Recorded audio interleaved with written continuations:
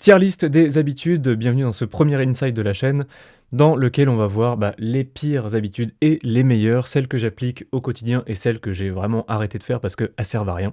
Et notamment une petite pépite que je viens de découvrir, dont personne ne parle, et c'est très bizarre parce que c'est vraiment un game changer. Enfin bref, on va voir ça aujourd'hui. On commence tout de suite avec la liste des tâches quotidiennes. Alors ça, c'est un truc que je fais le soir. Le soir, j'écris mes 3 tâches primordiales du lendemain, et il y en a certains, ils font ça le matin. Moi, je préfère le soir, comme ça je peux m'endormir tranquille, sans avoir à ruminer dans le lit en train de penser à ce que je vais devoir faire le lendemain. Ça permet de poser le cerveau, et ça va en S-tier. Complètement, voilà. La règle des 2 minutes. Alors la règle des 2 minutes, c'est se dire, si une tâche prend moins de 2 minutes à faire, il faut la faire maintenant. Ce que je trouve complètement con en fait, parce qu'il y a plein de choses qui peuvent être faites en 2 minutes, et ça, en fait, si on les fait, et forcément, on épuise du temps qui pourrait nous servir à faire des tâches plus importantes. Règle des 2 minutes, non, ça va en bof tier, parce que c'est vraiment un truc à TDAH, c'est vraiment non, c'est pas ouf. Apprendre en continu, c'est une excellente habitude que je mets en A. Alors le A, c'est pas parce que c'est en deuxième position que c'est nul, c'est quand même une bonne position, mais par exemple, apprendre en continu, il y a bien un jour ou deux où vous pouvez vous abstenir de le faire si vous avez besoin d'avoir plus de temps pour faire des trucs importants. Le S tier, c'est vraiment la zone des trucs à faire vraiment tous les jours. Apprendre en continu, il faudrait que ça prenne 1/5 de votre temps, à peu près. Moi, je trouve que c'est une bonne métrique. Apprendre, ça veut dire lire des bouquins, suivre des formations. Tous les jours, en fait, je suis des formations ou je lis des bouquins, voilà, tout simplement. Donc, très bien quand même. Les fibres, c'est ça le game changer, la pépite que je viens de trouver il y a pas longtemps. Alors pourquoi les fibres? Qu'est-ce qui lie les fibres avec la productivité? En fait, il faut savoir que le système digestif, il fonctionne notamment super bien grâce aux fibres. Pas trop avec les glucides, protéines, je sais pas.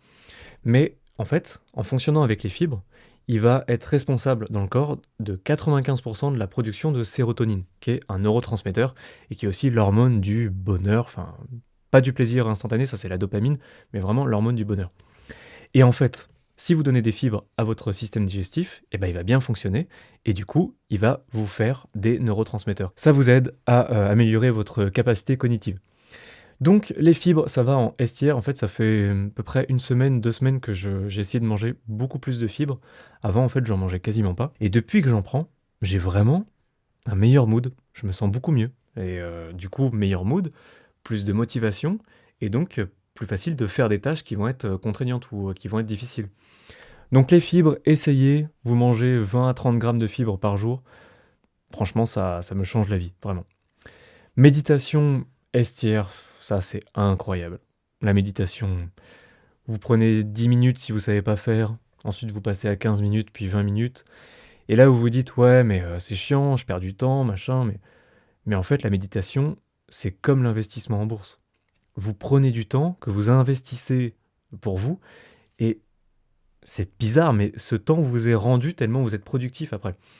Vous réfléchissez mieux, vous êtes en meilleure forme mentale, et c'est juste, c'est game changer encore une fois. Donc méditation, j'en fais vraiment tous les jours. Bon, ouais, 2-3 petits jours que j'esquive sans faire exprès. Des fois, ça peut arriver, bien sûr, mais méditation très cool. Objectif SMART, alors ça, c'est un truc à la vibe, Olivier Roland et machin, de merde. Objectif SMART, c'est, bref, j'aime pas. J'aime pas, ça va tout de suite dans, on va pas le mettre dans inutile non plus, mais ça va vraiment dans tiers bof, parce que c'est vraiment de la branlette intellectuelle. C'est du ceci, cela, machin, mon objectif, il faut qu'il soit ça, il faut qu'il soit mesuré. Je me souviens plus de l'acronyme. Sauf qu'en fait, ce qui est important, c'est pas l'objectif, c'est le process qu'on va mettre en place pour l'objectif. Vous pouvez en fait vous dire je veux tel objectif, je veux voyager, je veux 10 cas par mois, je veux 10 cas par mois, je veux 10 cas par mois. Mais en fait, si vous n'appliquez pas au jour le jour les process pour atteindre cet objectif, ça sert à rien. Enfin, c'est bien, hein, après, on va parler d'une autre habitude après qui est un peu liée à ça, mais penser process et pas forcément objectif. C'est dans le bouquin de Atomic Habits, l'auteur James Clear, il dit, c'était quoi déjà? Ouais, concentrez-vous sur les moyens et pas sur la finalité. Voilà, c'est à peu près ce que je viens de dire. Bloc de temps, ça va en A. C'est plutôt intéressant. Ça peut servir, je m'en sers principalement le matin, où je me dis que j'ai une séance de deep work, une séance d'apprentissage et une séance de light work qui vont servir à faire des mails, faire de la paperasse, des trucs comme ça. Mais dans un sens, je le mets pas en S-tier parce que toutes mes journées ne sont pas en bloc de temps, parce qu'il y a forcément des trucs qui prennent un petit peu plus de temps. Ou alors, je vais avoir une séance de deep work où je vais être en train de bosser sur un truc, et au bout de 90 minutes, donc à la fin de mon bloc de deep work, bah, j'aurais pas fini. Sauf que je suis à 10, 15 minutes de finir. Bah, je vais pas m'arrêter pour reprendre après et casser mon flow. Surtout que si je le casse, bah, je suis plus dans, ouais, voilà, je suis plus dans la synergie, dans l'inertie. Et du coup, j'aurais du mal à retrouver les idées que j'allais pouvoir avoir pendant ces 10 minutes restantes. Donc, bloc de temps, plutôt en A. Le sport, bah, ça va en S tout de suite, hein, je vous fais pas un dessin. Le sport, voilà, et puis voilà, ça me fait des bons bras. Ça, c'est cool. C'était le moment flex. Le sport, super bon. Pour le mood aussi. Excellent. Bref, voilà. Je vais pas vous faire une masterclass sur le sport. Enfin, si ça vous dit, moi je suis un ancien maigre qui s'est vachement développé grâce au sport, mais si un jour ça vous intéresse, mettez-le moi en commentaire, je vous expliquerai comment j'ai fait. Le mode ne pas déranger, bah oui, évidemment, S tier. Chaque fois que vous faites du deep work, ne pas déranger, obligatoire. Zone de travail dédiée. Zone de travail dédiée, ok. Ok, parce qu'en fait, ça veut dire, vous faites une zone dans laquelle vous êtes en mode travail, en mode deep work, et du coup, pas de, comment dire, un environnement qui est à peu près contrôlé, pas de distraction, etc. Sauf que si vous n'arrivez pas à faire ça sur votre bureau, enfin votre endroit de travail normal, si vous en avez un déjà, bah, vous ne pourrez pas en faire un, vous ne pourrez pas avoir une zone de travail dédiée qui sera optimale pour vous, parce que vous n'arriverez pas à la rendre optimale. Donc en fait, ouais. Bon, c'était un petit peu confus ce que j'ai dit, mais en tous les cas, il faut que votre bureau classique devienne l'endroit où vous êtes productif. Douche froide, ça va en A. Douche froide, plus de 100% de taux de dopamine dans le corps. Au bout de, il me semble, c'est 11 minutes par semaine de douche froide, un truc comme ça. Donc très très bien. C'est un peu de la branlette quand même, hein, on va pas se le cacher. C'est un peu de la branlette d'entrepreneur, mais j'avoue, je le fais régulièrement parce que c'est quand même pas mal. Ça fait vraiment du bien quand tu sors, t'as envie de tout éclater. Et voilà. Visualisation. Visualisation, j'ai essayé à une époque. J'en faisais régulièrement. Ça vient. Il y a le bouquin Miracle Morning qui parle de ça, qui parle aussi de méditation, d'affirmation, etc. Enfin, on y viendra après. Mais c'est un peu comme la douche froide, je dirais. C'est un peu du mindset, un peu, pas forcément bullshit, mais je sais pas. Moi, personnellement, j'ai pas trop accroché avec. Enfin, je vois pas trop l'intérêt. Je vais le mettre en OK. Je dis pas que c'est nul, mais je dis pas que c'est ouf non plus. Soleil le matin, ça c'est dans le A, clairement. Enfin non, en fait je le fais tous les jours, donc S tier. En fait le soleil le matin, c'est excellent. Ça vous... Quand vous vous levez, vous prenez 10 minutes de soleil en vous levant, et ça va activer un minuteur biologique qui va durer à peu près 16 heures. Et ce minuteur biologique, il va avoir pour effet, lorsqu'il va être fini, d'augmenter la concentration de mélatonine dans votre sang. Donc, ça va vous aider à vous endormir. C'est quand même assez marrant parce que vous programmez l'endormissement au moment où vous vous levez. Enfin bref. Et c'est très très bon, ça fait de la vitamine D, enfin, c'est très très bien. Pause active, bah ça j'en fais tous les jours, mais je vais le mettre en A.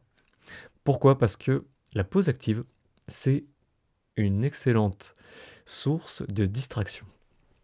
Vous arrêtez une séance de deep work, vous prenez 15 minutes de pause active avant de passer à la prochaine, et là vous vous dites tiens, et si j'allais regarder Instagram, et si j'allais regarder Twitter et machin. Et là vous vous faites niquer en fait. Donc la pause active c'est bien, c'est hyper important pour bien amorcer votre prochaine séance de travail, mais c'est un piège. Affirmation, c'est un peu comme la visualisation. Je suis pas hyper friand en fait de ces trucs d'auto-suggestion et tout ça. Mais je sais qu'il y en a qui trouvent ça super important et qui jurent que par ça. Et j'ai pas de contre-argument, en fait, et je suis d'accord avec eux, mais c'est juste que pour moi, perso, c'est je sais pas, j'ai pas trop réussi à accrocher. En ce moment, je suis en train de tester le truc avec, pardon, avec les écritures. Enfin, je suis en train d'écrire tous les jours un objectif un peu précis, mais c'est pareil, on n'est pas dans le moyen, on est dans l'objectif pur, qui est un peu, bah, du coup, pour notre cerveau, qui est un peu, irréel, enfin immatériel. Donc, je sais pas. J'essaye, on verra dans quelques semaines quand bah, s'il y a des résultats. Journaling. Journaling, je vais le mettre en A, parce que j'avoue que j'ai un journal. Je prends beaucoup de notes, en fait, enfin, j'ai vraiment plein de trucs. Alors, vous arrivez pas à voir, mais non, il y a rien, enfin bref. C'est pas qu'il y a rien, mais bon. Je prends beaucoup de notes, mais est-ce que ça mérite d'être en S? Je sais pas, même si je le fais tous les jours. Mais j'avoue que c'est quand même pas mal d'avoir, ce côté prise de notes en format papier. C'est pas aussi opti que d'avoir Obsidian, enfin les notes sur l'ordi, mais j'avoue, il y a un plaisir, il y a un confort, et puis des fois, je peux vraiment retrouver des notes facilement, au lieu d'avoir à faire une recherche sur Obsidian où, pour le coup, il y a un peu plus de friction, j'avoue. Mais je sais pas. Dans tous les cas, c'est bon. Planification, bah ouais, forcément S. Enfin, si vous voulez être quelqu'un d'organisé, bah planification obligatoire. Je fais une planification toutes les semaines, le dimanche à peu près. Je me planifie ce que je vais faire dans la semaine, enfin les 3 gros objectifs de la semaine à faire, qui vont être bah, faits, qui vont être décomposés en plusieurs tâches. Et ces plusieurs tâches vont être faites bah, dans les journées en fait. Tout simplement, obligatoire, planification. Sinon, bah, vous savez pas où vous allez. Revue hebdo, ça, je vais le mettre en A. Pour le coup, c'est un peu comme la planification, ça permet de voir ce qu'on a fait dans la semaine et donc de s'auto, comment dire, bah de, de voir si on a progressé, tout simplement.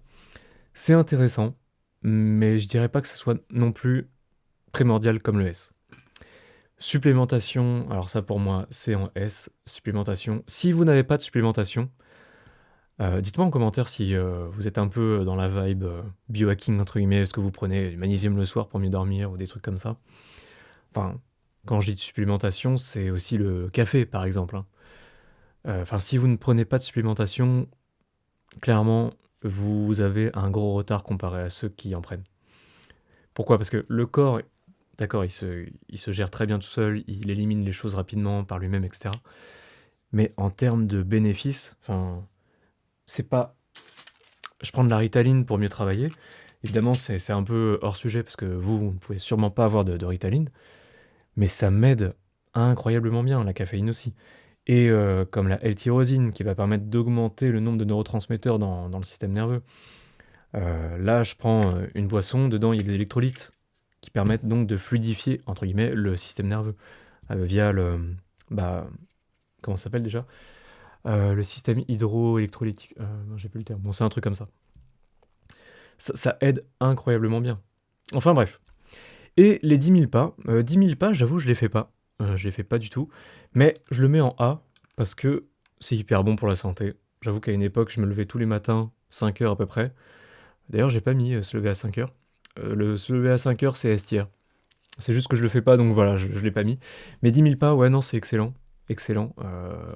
Bon pour le corps, bon pour l'esprit. C'est souvent en marchant que j'ai de bonnes idées qui me viennent parce que bah, j'active, je m'oxygène, etc.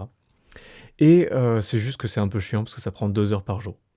Et j'avoue, ces 2 heures, elles sont pas autant rentables que de la méditation, où là, pour le coup, c'est vraiment de l'investissement en temps. Ok, bon, je pense qu'on a fini. On a quand même rien mis en inutile. On va quand même mettre la règle des 2 minutes en inutile. Elle le mérite bien. Et bah, sur ce, j'ai un webinaire à préparer. Si ça vous intéresse d'ailleurs que je vous parle de mon business principal, bah, n'hésitez pas, je pourrais faire d'autres vidéos comme ça où bah, je vous détaille un peu bah, mes process pour faire 2 cas par mois, 5 cas par mois à peu près. Mes process pour faire du Facebook Ads et que ça soit rentable. J'ai plein de trucs à vous raconter par rapport à ça, donc dites-moi si ça vous intéresse. Je vais continuer les vidéos productivité évidemment. Et bah sur ce, merci d'avoir regardé jusqu'au bout. Likez, abonnez-vous et à la prochaine.